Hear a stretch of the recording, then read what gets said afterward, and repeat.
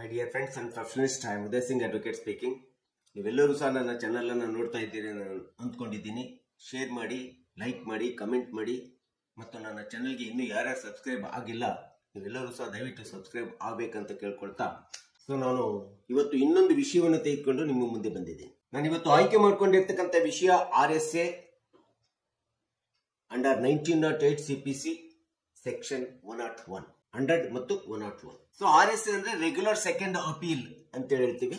Section 101 ಈ ಒಂದು high court ನಲ್ಲಿ ಫೈಲ್ ಆಗುವಂತ ರೆಗ್ಯುಲರ್ ಸೆಕೆಂಡ್ ಅಪೀಲ್ ಬಗ್ಗೆ ವಿವರಣೆ ವಿಶ್ಲೇಷಣೆಯನ್ನು ಕೊಡ್ತದೆ.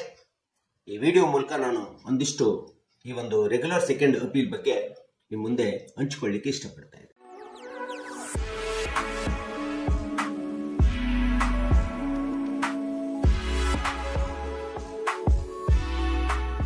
ಸೊ ರೆಗ್ಯುಲರ್ ಸೆಕೆಂಡ್ ಅಪೀಲ್ ಎಂಬತಕ್ಕಂಥದ್ದು ಹೈಕೋರ್ಟಿನಲ್ಲಿ ಬರುವಂತ ಒಂದು ಮೇಲ್ಮನವಿ. ಇದನ್ನು ನಾನು ಹೈಕೋರ್ಟಿನ ಅಂತಿಮವಾದಂತ ಮನವಿಯ ಕಾರ್ಯಾಂಗದ ನ್ಯಾಯವ್ಯಾಪ್ತಿಯ ಮನವಿ ಅಂತೇಳಿ ನಾವು ಹೇಳಬೇಕಾಗುತ್ತೆ. It is the highest court of appeal in the high court ಅಂತೇಳಿ ನಾವು ಹೇಳಬೇಕಾಗುತ್ತೆ. ಸೊ ಇಂಥ ಒಂದು ಹೈಕೋರ್ಟಿನಲ್ಲಿ ಫೈಲ್ ಆಗುವಂತ ರೆಗ್ಯುಲರ್ ಸೆಕೆಂಡ್ ಅಪೀಲಿನ ಯಾವುದೇ ತೀರ್ಪಿಗೆ, ಜಡ್ಜ್ಮೆಂಟ್ಗೆ, ಡಿಗ್ರಿಗೆ ನಾವೇನಾದ್ರೂ ಮತ್ತೆ ಅಪೀಲ್ ಹೋಗ್ಬೇಕಂತಂದ್ರೆ ಅದು ಸುಪ್ರೀಂ ಕೋರ್ಟ್ ನಲ್ಲಿ ಹೋಗ್ಬೇಕು, ಮತ್ತೆ ಹೈಕೋರ್ಟ್ ನಲ್ಲಿ ಹೋಗ್ಲಿಕ್ಕೆ ಬರೋದಿಲ್ಲ. ಅದಕ್ಕೆ ನಾವು ಹೈಕೋರ್ಟಿನಲ್ಲಿ ಸಲ್ಲಿಸಲಿಕ್ಕೆ ಇರುವಂತ ಅಂತಿಮ ಮೇಲ್ಮನವಿ ಅಂದ್ರೆ regular second appeal as per CPC 1908 section 101 ಹೇಳ್ತಾ ಇದೆ. ಹಾಗಾದ್ರೆ RSA ಯಾವಾಗ ಅರೈಸ್ ಆಗುತ್ತೆ ಅಂತೇಳಿ ನಾವು ಪ್ರಶ್ನೆ ಬಂದಾಗ ಹೈಕೋರ್ಟಿನಲ್ಲಿ ಬರುತ್ತಕ್ಕಂತ ಅಪಲೇಟ್ ಲೋಯರ್ ಕೋರ್ಟ್ ಅಂತೇನಿದಾವೆ, ಆ ಅಪಲೇಟ್ ಲೋಯರ್ ಕೋರ್ಟ್ ಕೊಡ್ತಕ್ಕಂತ ತೀರ್ಮಾನಗಳು, ಜಡ್ಜ್ಮೆಂಟ್ಗಳು ಮತ್ತು ಡಿಗ್ರಿ ಅಥವಾ ಆರ್ಡರ್ಸ್ ಗಳ ವಿರುದ್ಧವಾಗಿ ಅವುಗಳನ್ನ ಪ್ರಶ್ನಿಸಲಿಕ್ಕೆ ಇರತಕ್ಕಂತ ಅಂತಿಮ ಹೈಕೋರ್ಟಿನ ಮನವಿಯ ಕಾರ್ಯಾಂಗದ ಅಪೀಲು ಅಥವಾ ಮನವಿ ಅಂತಂದ್ರೆ ಅದನ್ನ ರೆಗ್ಯುಲರ್ ಸೆಕೆಂಡ್ ಅಪೀಲ್ ಅಂತೇಳಿ ನಾವು ಹೇಳ್ತೀವಿ. RA ನಂತರ RFA ಬರ್ತದೆ, ರೆಗ್ಯುಲರ್ ಫಸ್ಟ್ ಅಪೀಲ್ ಆಗುತ್ತೆ. ಆ ರೆಗ್ಯುಲರ್ ಫಸ್ಟ್ ಅಪೀಲಿನ ನಂತರದಲ್ಲಿ ನಾವು ಹೈಕೋರ್ಟ್ ನಲ್ಲಿ ಪ್ರಶ್ನಿಸಲಿಕ್ಕೆ ಇರ್ತಕ್ಕಂಥ ಅಂತಿಮ ಮೇಲ್ಮನವಿ ಅಂತಂದ್ರೆ ರೆಗ್ಯುಲರ್ ಸೆಕೆಂಡ್ ಅಪೀಲ್ ಅಂತೇಳಿ ಹೇಳ್ತೀವಿ. RFA ನಂತರ RSA ಬರ್ತದೆ. ಸೊ ಹಾಗಾದ್ರೆ ಇಂಥ ಒಂದು ರೆಗ್ಯುಲರ್ ಸೆಕೆಂಡ್ ಅಪೀಲ್ ಹೈಕೋರ್ಟಿನಲ್ಲಿ ಫೈಲ್ ಮಾಡಬೇಕಾದ್ರೆ ಈ ಒಂದು ಅಪೀಲ್ ನಲ್ಲಿ ಇರಬೇಕಾದಂತ ಅತಿ ಪ್ರಮುಖವಾದಂತ ಅಂಶಗಳೇನು, ಈ ಅಪೀಲ್ ಅನ್ನ ನಾವು ಮಾಡಬೇಕಾದ್ರೆ ಮೇಲ್ಮನವಿಯನ್ನ ಹೈಕೋರ್ಟ್ ನಲ್ಲಿ ಸಲ್ಲಿಸಬೇಕಾದ್ರೆ ಬೇಕಾಗಿರುವಂತ ಪ್ರಮುಖ ಎಲಿಮೆಂಟ್ಸ್ ಅಥವಾ ಇಂಗ್ರೀಡಿಯೆಂಟ್ಸ್ ಅಥವಾ ಅಂಶಗಳು ಏನು ಅಂತೇಳಿ ಕಂಡು ಬಂದಾಗ ಮೊಟ್ಟ ಮೊದಲನೇದಾಗಿ RSA it is a appellate appeal after the RFA ಅಥವಾ regular first appeal appellate lower ಹೈಕೋರ್ಟಿನ ತೀರ್ಮಾನ ಜಡ್ಜ್ಮೆಂಟ್ ಆರ್ಡರ್ ವಿರುದ್ಧ ಹೈಕೋರ್ಟ್ ನಲ್ಲಿ ನೇರವಾಗಿ ಹೈಕೋರ್ಟ್ ನಲ್ಲಿ ಫೈಲ್ ಮಾಡುವಂತ ಅಪೀಲ್ ಅನ್ನ ಮೇಲ್ಮನವಿಯನ್ನ ರೆಗ್ಯುಲರ್ ಸೆಕೆಂಡ್ ಅಪೀಲ್ ಅಂತ ಹೇಳ್ತೀವಿ. ಇದು ಒಂದು ಅತಿ ಪ್ರಮುಖವಾದಂತ. ಯಾವಾಗ RSA ಎಂಬತಕ್ಕಂತ ಮೇಲ್ಮನವಿಯನ್ನ ಹೈಕೋರ್ಟಿಗೆ ಫೈಲ್ ಮಾಡ್ತೀವಿ, ಈ ಒಂದು RSA ಮೇಲ್ಮನವಿ ಯಾವಾಗಲೂ ಕೂಡ ಸಬ್ಸ್ಟಾನ್ಷಿಯಲ್ ಕ್ವಶನ್ ಆಫ್ ಲಾಗೆ ಸಂಬಂಧಪಟ್ಟಿರಬೇಕು ಅಥವಾ ಹೈಕೋರ್ಟಿನ ಲೋಯರ್ ಅಪಲೇಟ್ ಕೋರ್ಟ್ಗಳು ಮಾಡುವಂತ ನಿರ್ಣಯಗಳು, ಆರ್ಡರ್ಗಳು, ಆದೇಶಗಳು ಅಥವಾ ಜಡ್ಜ್ಮೆಂಟ್ಗಳಿಗೆ ವಿರುದ್ಧವಾಗಿ ಅವುಗಳ ತೀರ್ಪನ್ನ ಪ್ರಶ್ನಿಸಲಿಕ್ಕೆ ಸಲ್ಲಿಸುವಂತ ಒಂದು ಅಪೀಲು RSA ಆಗಿದೆ. ಅಥವಾ ಹೈಕೋರ್ಟಿನಲ್ಲಿರ್ತಕ್ಕಂಥ ಲೋಯರ್ ಅಪಲೇಟ್ ಕೋರ್ಟ್ಗಳು ಏನು ತೀರ್ಪನ್ನ ಕೊಟ್ಟಿರ್ತವೆ ಆ ತೀರ್ಪಿಗೆ ವಿರುದ್ಧವಾಗಿ ಪ್ರಶ್ನಿಸುವಂತ ಒಂದು ಅಪೀಲ್ RSA ಆಗಿದೆ. ಬಟ್ ಇಂಥ ಒಂದು RSA ಅನ್ನು ಫೈಲ್ ಮಾಡಬೇಕಾದ್ರೆ ಸಬ್ಸ್ಟಾನ್ಷಿಯಲ್ ಕ್ವಶನ್ ಆಫ್ ಲಾಗೆ ಸಂಬಂಧಪಟ್ಟಿರ್ಬೇಕಂತಾರೆ. ಸಬ್ಸ್ಟಾನ್ಷಿಯಲ್ ಕ್ವಶನ್ ಆಫ್ ಲಾ ಅಂತಂದ್ರೆ ಲೋಯರ್ ಅಧೀನ ನ್ಯಾಯಾಲಯಗಳು ಒಂದು ಕಾನೂನುಬದ್ಧವಾದಂತ ಪ್ರಶ್ನಾರ್ಥಕವಾದಂತ ತೀರ್ಪನ್ನ ತೀರ್ಮಾನಿಸದೇ ಇದ್ದಂತ ಸಂದರ್ಭದಲ್ಲಿ ಅದರ ಹಕ್ಕನ್ನ, ಪಕ್ಷಕಾರರ ಹಕ್ಕನ್ನ, ಆ ಒಂದು ಹಕ್ಕನ್ನ ಹಾಗೆ ಉಳಿಸಿದಂತ ಸಂದರ್ಭದಲ್ಲಿ ಅದನ್ನ ಪ್ರಶ್ನಿಸುವಂತ ಅಂತಿಮ ಹೈಕೋರ್ಟಿನ ಮನವಿಯ ನ್ಯಾಯಾಲಯದ RSA ಅಪೀಲಿನ ನಾವು ಸಬ್ಸ್ಟಾನ್ಷಿಯಲ್ ಕ್ವಶನ್ ಆಫ್ ಲಾ ಗೆ ಸಂಬಂಧಪಟ್ಟಂತ ಮಾತ್ರ ಇದು ಮೇಲ್ಮನವಿ ಸಲ್ಲಿಸಲಿಕ್ಕೆ ಅರ್ಹರಾಗುತ್ತದೆ. ಇದು ಒಂದು ಪ್ರಮುಖವಾದಂತ ಅಂಶ. ಸೊ ಇಂಥ ಒಂದು RSA ಅಪೀಲ್ ಅನ್ನ ಫೈಲ್ ಮಾಡಬೇಕಾದ್ರೆ ಹೈಕೋರ್ಟಿನಲ್ಲಿ ಕಾಲಮಿತಿ ಕಾಯ್ದೆ ಪ್ರಕಾರ 1963 ಪ್ರಕಾರ ಎಷ್ಟು ಕಾಲಾವಕಾಶ ಇರ್ತದೆ? ಸೊ RSA ನ ಫೈಲ್ ಮಾಡೋ ಪ್ರಕಾರ, ಕಾನೂನಿನ ಪ್ರಕಾರ ಹೈಕೋರ್ಟಿನ ಲೋಯರ್ ಅಪಲೇಟ್ ಕೋರ್ಟ್ಗಳು ಕೊಟ್ಟಿರ್ತಕ್ಕಂಥ ತೀರ್ಪು ಮತ್ತು ನಿರ್ಣಯ ಆದೇಶದ ವಿರುದ್ಧ RSA ಹಾಕಬೇಕಾದ್ರೆ 90 ದಿನಗಳ ಕಾಲಾವಕಾಶ ಇರ್ತದೆ. ಆ 90 ದಿನಗಳ ನಿರ್ಣಯ ಆಗಿ ನಿರ್ಧಾರ ಆಗಿ 90 ದಿನಗಳ ಒಳಗಡೆ ರೆಗ್ಯುಲರ್ ಸೆಕೆಂಡ್ ಅಪೀಲ್ ಅನ್ನ ಮೇಲ್ಮನವಿ ಅಂತೇಳಿ ನಾವು ನೇರವಾಗಿ ಹೈಕೋರ್ಟ್ ಅಲ್ಲಿ ಸಲ್ಲಿಸಲಿಕ್ಕೆ ಅವಕಾಶ ಇದೆ. ಆದ್ರೆ RSA ಅಪೀಲ್ ಮೇಲ್ಮನವಿಯನ್ನ ಹೈಕೋರ್ಟಿನಲ್ಲಿ ಸಲ್ಲಿಸಿದಂತ ಸಂದರ್ಭದೊಳಗಡೆ RSA ಯಾವಾಗಲೂ ಕೂಡ ಸಬ್ಸ್ಟಾನ್ಷಿಯಲ್ ಕ್ವಶನ್ ಆಫ್ ಲಾ ಬಗ್ಗೆ ವಿಚಾರಣೆ ಮಾಡ್ತದೆ, ನಿರ್ಣಯವನ್ನ ಮಾಡ್ತದೆ, ಅಪೀಲ್ ಅನ್ನ ಪರಿಗಣಿಸ್ತದೆ. ಆದ್ರೆ mixed question of law, mixed question of fact ಇದ್ದಂತ ಸಂದರ್ಭದಲ್ಲಿ RSA appeal not permissible in the high court. ಸಮ್ಮಿಶ್ರವಾದಂತ ಕಾನೂನುಬದ್ಧ ಪ್ರಶ್ನೆಗಳಿದ್ದಂತ ಸಂದರ್ಭದಲ್ಲಿ, ಸಮ್ಮಿಶ್ರವಾದಂತ ಸತ್ಯಾಂಶ ವಾಸ್ತವಾಂಶದ ಪ್ರಶ್ನೆಗಳು ಇದ್ದಂತ ಸಂದರ್ಭದಲ್ಲಿ mixed question of law, mixed question of fact ಅಂತೀವಿ. ಈ ರೀತಿಯಾದಂತ ಸಮ್ಮಿಶ್ರ ಪ್ರಶ್ನೆ, ವಾಸ್ತವಾಂಶದ ಸಮ್ಮಿಶ್ರ ಅಂಶಗಳು ಇದ್ದಂತ ಸಂದರ್ಭದಲ್ಲಿ RSA ಅಪೀಲು ಪರ್ಮಿಟ್ ಮಾಡೋದಿಲ್ಲ. ಹೈಕೋರ್ಟ್ ನಲ್ಲಿ ಹೈಕೋರ್ಟ್ ಅಪೀಲ್ ಅನ್ನ ತೆಗೆದುಕೊಳ್ಳೋದಿಲ್ಲ, ರೆಗ್ಯುಲರ್ ಸೆಕೆಂಡ್ ಅಪೀಲ್ ಅನ್ನ ತೆಗೆದುಕೊಳ್ಳಿಕ್ಕೆ ಆಗೋದಿಲ್ಲ ಹೈಕೋರ್ಟ್. ನೇರವಾಗಿ ಹೈಕೋರ್ಟ್ ನಲ್ಲಿ RSA ಫೈಲ್ ಮಾಡಬೇಕಾದ್ರೆ ಇದು ಅತಿ ಪ್ರಮುಖವಾದಂತ ಅಂಶ ಆಗಿದೆ. ಈ ಅಂಶವನ್ನು ಪರಿಗಣನೆಗೆ ಇಟ್ಕೊಂಡು ನಾವು ರೆಗ್ಯುಲರ್ ಸೆಕೆಂಡ್ ಅಪೀಲ್ ಅನ್ನ ಹೈಕೋರ್ಟ್ ನಲ್ಲಿ ಸಲ್ಲಿಸಬೇಕಾಗುತ್ತೆ. ಇಲ್ಲಿ ಸಬ್ಸ್ಟಾನ್ಷಿಯಲ್ ಕ್ವಶನ್ ಆಫ್ ಲಾ ಅಂತಂದ್ರೆ ಯಾವುದೇ ಒಂದು ಪಕ್ಷಕಾರರ, ವಾದಿ ಇರ್ಬೋದು, ಪ್ರತಿವಾದಿ ಇರ್ಬೋದು, ಅಪಲೇಟ್ ಇರ್ಬೋದು ಅಥವಾ ರೆಸ್ಪಾಂಡೆಂಟ್ ಇರ್ಬೋದು, ಇವರ ವ್ಯಾಜ್ಯ ಅಥವಾ ಮೊಕದ್ದಮೆ ಹೈಕೋರ್ಟಿನ ಲೋಯರ್ ಅಪಲೇಟ್ ಕೋರ್ಟ್ ನಲ್ಲಿ ತೀರ್ಮಾನ ಆದಂತ ಸಂದರ್ಭದಲ್ಲಿ ಅವುಗಳು ಪ್ರಶ್ನಾರ್ಥಕವಾಗಿ ಉಳಿದು ಹಾಗೆ ತೀರ್ಮಾನಿಸದೇ ಇದ್ದಂತ ಸಂದರ್ಭದಲ್ಲಿ ಈ ಮೊದಲೇ ತೀರ್ಮಾನ ಆಗದೇ ಇರುವಂತ ಪ್ರಶ್ನೆಗಳು, ವ್ಯಾಜ್ಯಗಳು, ಗೊಂದಲಗಳೇನಿರ್ತವೆ ಅಂತ ಒಂದು ಸಬ್ಸ್ಟಾನ್ಷಿಯಲ್ ಕ್ವಶನ್ ಇದ್ದಂತ ಸಂದರ್ಭದಲ್ಲಿ ಮಾತ್ರ RSA ಫೈಲ್ ಮಾಡಬಹುದು ಹೈಕೋರ್ಟ್ ನಲ್ಲಿ. ಇದು ಸಬ್ಸ್ಟಾನ್ಷಿಯಲ್ ಕ್ವಶನ್ ಆಫ್ ಲಾಗೆ ರಿಲೇಟೆಡ್ ಇರತಕ್ಕಂತ regular second appeal in the high court ಅಂತ ಹೇಳಿ ನೋಡೋಣ. RSA ನ ಹೈಕೋರ್ಟ್ ನಲ್ಲಿ ಅಡ್ಮಿಟ್ ಮಾಡ್ಕೊಳ್ಳೋದಕ್ಕಿಂತ ಮುಂಚೆ ನ್ಯಾಯಾಲಯದ ಅತಿ ಪ್ರಮುಖವಾದಂತಹ ಆದ್ಯ ಕರ್ತವ್ಯ ಅಂತಂದ್ರೆ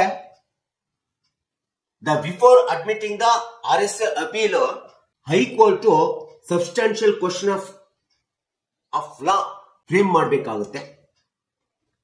ಸಬ್ಸ್ಟಾನ್ಷಿಯಲ್ ಕ್ವಶನ್ ಆಫ್ ಲಾಗೆ ರಿಲೇಟೆಡ್ ಇರತಕ್ಕಂತ ಲೀಗಲ್ ಇಶ್ಯೂಸ್ ಗಳನ್ನ ಹೈಕೋರ್ಟ್ ಫ್ರೇಮ್ ಮಾಡಿ ನಂತರದಲ್ಲಿ ರೆಗ್ಯುಲರ್ ಸೆಕೆಂಡ್ ಅಪೀಲ್ ಅನ್ನ ಪರಿಗಣಿಸಬೇಕಾಗುತ್ತೆ. It is a duty of the honourable high court ಅಂತೇಳಿ ನಾವು ಹೇಳಬೇಕಾಗುತ್ತೆ. ಇನ್ನೊಂದು ಅಂಶ ಅಂತಂದ್ರೆ RSA ನ ಅಡ್ಮಿಟ್ ಮಾಡ್ಕೊಳ್ಳೋದಕ್ಕಿಂತ ಮುಂಚೆ ರೆಗ್ಯುಲರ್ ಫಸ್ಟ್ ಅಪೀಲ್ ಹೈಕೋರ್ಟಿನ ಲೋಯರ್ ಅಪಲೇಟ್ ಕೋರ್ಟ್ ಡಿಗ್ರಿ ಅಥವಾ ಜಡ್ಜ್ಮೆಂಟ್ ಏನಿದಾವಲ್ಲ, ಆ ಡಿಗ್ರಿ ಅಥವಾ ಜಡ್ಜ್ಮೆಂಟ್ ಆದ ನಂತರ ರೆಗ್ಯುಲರ್ ಸೆಕೆಂಡ್ ಅಪೀಲ್ ನಲ್ಲಿ ಹೈಕೋರ್ಟ್ಗಳು, ಯಾವುದೇ ಹೈಕೋರ್ಟ್ ಇರ್ಬೋದು, substantial question of law legal issues ಗಳನ್ನ ಫ್ರೇಮ್ ಮಾಡಬೇಕಾಗುತ್ತೆ ಮತ್ತು ಅಪ್ಲೈ ಮಾಡಬೇಕಾಗುತ್ತೆ. ಇದು ಒಂದು ಮಹತ್ವಪೂರ್ಣವಾದಂತಹ ಅಂಶವನ್ನು ನಾವು RSA ದಲ್ಲಿ ನೋಡ್ತೀವಿ, ಅಥವಾ ಇಂಗ್ರೀಡಿಯೆಂಟ್ಸ್ ಆಫ್ RSA ಅಂತ ಹೇಳಿ ನಾವು ಹೇಳ್ತೀವಿ.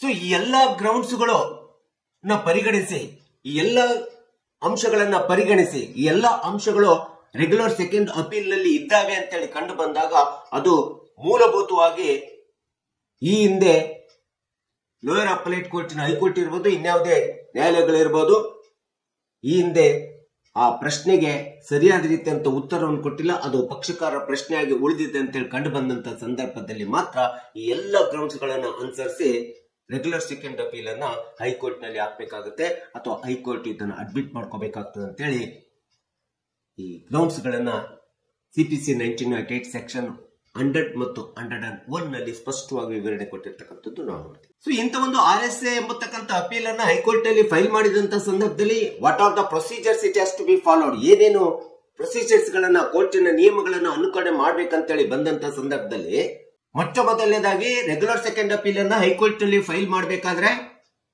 ಮೆಮೊರಂಡಮ್ ಆಫ್ ಅಪೀಲ್ ಅನ್ನ ತಯಾರು ಮಾಡಬೇಕಾಗುತ್ತೆ. ಆ ಮೆಮೊರಂಡಮ್ ಅಪೀಲು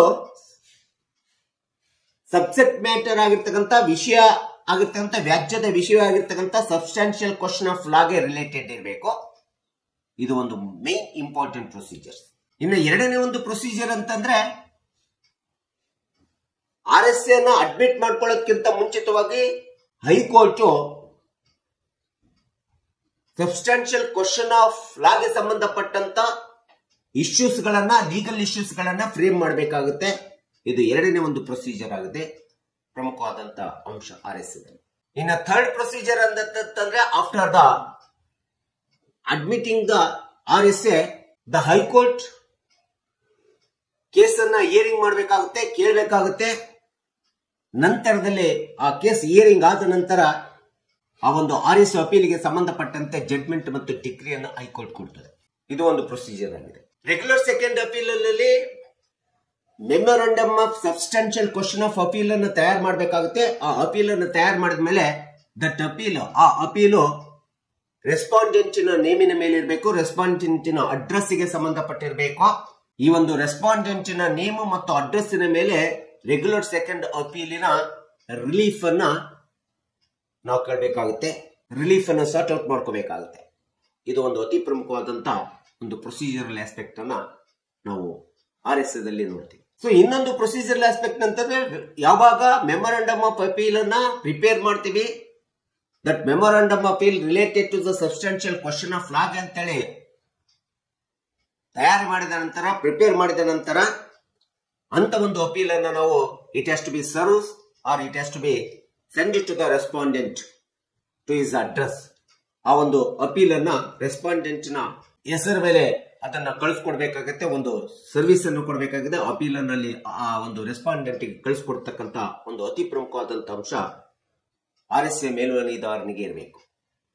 ರೆಗ್ಯುಲರ್ ಸೆಕೆಂಡ್ ಅಪೀಲಿನ ಮೇಲ್ಮನವಿದಾರರು ಈ ಒಂದು ಸರ್ವಿಸ್ ಅನ್ನು ಮಾಡಬೇಕಾಗುತ್ತೆ, ಆ ಸಬ್ಸ್ಟಾನ್ಷಿಯಲ್ ಮೆಮೊರಂಡಮ್ ಅಪೀಲ್ ಕೊಡಲೇಬೇಕಾಗುತ್ತೆ. ಸೊ ಇನ್ನೊಂದು ಅಂಶ ಅಂತಂದ್ರೆ ಮೆಮೊರಂಡಮ್ ಅಪೀಲ್ ತಯಾರು ಮಾಡಿದ ಮೇಲೆ ಆ ಮೆಮೊರಂಡಮ್ ಅಪೀಲ್ ಅನ್ನ ರೆಗ್ಯುಲರ್ ಸೆಕೆಂಡ್ ಅಪೀಲಿನ ಮನವಿದಾರ ಅಂತೇನಿರ್ತಾರೆ, ಅಪಲೆಂಟ್ ಏನಿರ್ತಾನೆ, ಆ ಅಪಲೆಂಟ್ ಮೂಲಕ ವೆರಿಫಿಕೇಶನ್ ಆಗಬೇಕಾಗುತ್ತೆ. ನಾನು ಈ ಒಂದು memorandum substantial question of memorandum appeal ನಲ್ಲಿ ಮಾಡಿರ್ತಕ್ಕಂಥ ಎಲ್ಲಾ ಒಂದು ದಾವೆಯ ಸಾರಾಂಶ ಏನಿದೆ, ವ್ಯಾಜ್ಯದ ಸಾರಾಂಶ ಏನಿದೆ ಅಥವಾ ಅಪೀಲಿನ ಒಂದು ಅಂಶ ಏನಿದೆ, ಸಬ್ಜೆಕ್ಟ್ ಮ್ಯಾಟರ್ ಏನಿದೆ, ಇದೆಲ್ಲದೂ ಸಹ ಸತ್ಯವಾಗಿದೆ ಮತ್ತು ದೃಢೀಕರಣವಾಗಿದೆ, ಪ್ರಮಾಣೀಕರಣವಾಗಿದೆ, ಸತ್ಯವಾಗಿ ಪ್ರಮಾಣೀಕರಿಸುತ್ತಿದ್ದೇನೆ ಅಂತೇಳಿ ನೋಟ್ರಿ ಮೂಲಕ ಅದನ್ನ ನಾವು ಅಫಿಡೇವಿಟ್ ಮೂಲಕ ನಾವು ದೃಢೀಕರಿಸಬೇಕಾಗುತ್ತೆ, ವೆರಿಫಿಕೇಶನ್ ಮಾಡಬೇಕಾಗುತ್ತೆ.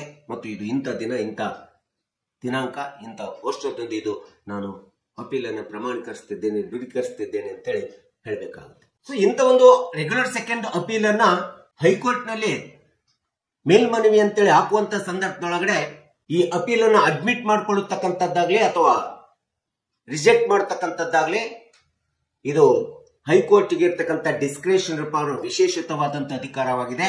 ಹೈಕೋರ್ಟ್ ನಲ್ಲಿ ಹಾಕುವಂತ ಅಂತಿಮ ಮನವಿಯ ನ್ಯಾಯಾಂಗದ ಕಾರ್ಯವ್ಯಾಪ್ತಿ ಎಲ್ಲಿ ಈ ಅಪೀಲ್ ಅನ್ನು ಹಾಕಬೇಕಾದ್ರೆ ಅದು ಅಪೀಲ್ ಅಡ್ಮಿಟ್ ಮಾಡ್ಕೋಬಹುದು ಅಥವಾ ರಿಜೆಕ್ಟ್ ಮಾಡಬಹುದು. ಇಂಥ ಒಂದು ಡಿಸ್ಕ್ರಿಷನರಿ ಪವರ್, ಅಧಿಕಾರ ಹೈಕೋರ್ಟ್ಗೆ RSA ರೆಗ್ಯುಲರ್ ಸೆಕೆಂಡ್ ಅಪೀಲ್ ಮೇಲೆ ಇರ್ತದೆ ಎಂಬತಕ್ಕಂಥದ್ದನ್ನ ನಾವಿಲ್ಲಿ ನೋಡ್ಬೇಕಾಗುತ್ತೆ. ಸೊ ಹೀಗೆ ಈ ಎಲ್ಲ ಒಂದು ಪ್ರೊಸೀಜರ್ಸ್ ಗಳನ್ನ ಅನುಕರಣೆ ಮಾಡಿಬಿಟ್ಟು ನಾವು ರೆಗ್ಯುಲರ್ ಸೆಕೆಂಡ್ ಅಪೀಲ್ ಅನ್ನ ಅಂತಿಮ ಮನವಿ ಅಂತ ಹೇಳ್ಬಿಟ್ಟು ನಾವು ಹೈಕೋರ್ಟ್ ನಲ್ಲಿ ಫೈಲ್ ಮಾಡಬೇಕು. ಸೊ ಹೀಗೆ RA ನಂತರ RFA ನಂತರ RSA it is N highest court of appeal in the high court ಅಂತ ಹೇಳ್ತೀವಿ. ಅಂಡರ್ CPC ಸೆಕ್ಷನ್ 100 ಮತ್ತು 101 1908 ಹೀಗೆ ಹೈಕೋರ್ಟ್ ನಲ್ಲಿರ್ತಕ್ಕಂಥ ರೆಗ್ಯುಲರ್ ಸೆಕೆಂಡ್ ಅಪೀಲ್ ಬಗ್ಗೆ ಒಂದು ಹೇಗೆ ಈ ಅಪೀಲ್ ಅನ್ನ ಫೈಲ್ ಮಾಡ್ಲಿಕ್ಕೆ ಆಗ್ತದೆ ಎಂಬತಕ್ಕಂಥ ಒಂದು ಸಂಕ್ಷಿಪ್ತವಾದಂತ ವಿವರಣೆಯನ್ನ ಈ ಒಂದು ವಿಡಿಯೋ ಮೂಲಕ ನಾನು ನಿಮಗೆ ವಿಶ್ಲೇಷಣೆ ಕೊಟ್ಟಿದ್ದೇನೆ, ವಿವರಣೆಯನ್ನು ಕೊಟ್ಟಿದ್ದೇನೆ. ಸೊ ಪಕ್ಷಕಾರರಿಗೆ, ಸಾರ್ವಜನಿಕರ ಹಿತದೃಷ್ಟಿಯಿಂದ ಸೊ ಈ ಒಂದು ವಿಡಿಯೋವನ್ನು ಮಾಡಿದ್ದೇನೆ. ದಯವಿಟ್ಟು ನನ್ನ ವಿಡಿಯೋ ಇಷ್ಟ ಆಗಿದ್ರೆ ಶೇರ್ ಮಾಡಿ, ಲೈಕ್ ಮಾಡಿ, ಕಮೆಂಟ್ ಮಾಡಿ ಮತ್ತು ನನ್ನ ಚಾನೆಲ್ಗೆ ಸಬ್ಸ್ಕ್ರೈಬ್ ಆಗೋದನ್ನ ಮರಿಬೇಡಿ ಅಂತ ಹೇಳ್ತಾ ಸೊ ಇವತ್ತಿನ ವಿಷಯಕ್ಕೆ ವಿರಾಮವನ್ನು ಹೇಳ್ತೇನೆ. ಇನ್ನೊಂದು ವಿಷಯ ಅಂತ ಇಟ್ಕೊಂಡು ನಿಮ್ಮ ಮುಂದೆ ಬರ್ತೀನಿ. ಜೈ ಹಿಂದ್, ಜೈ ಕರ್ನಾಟಕ.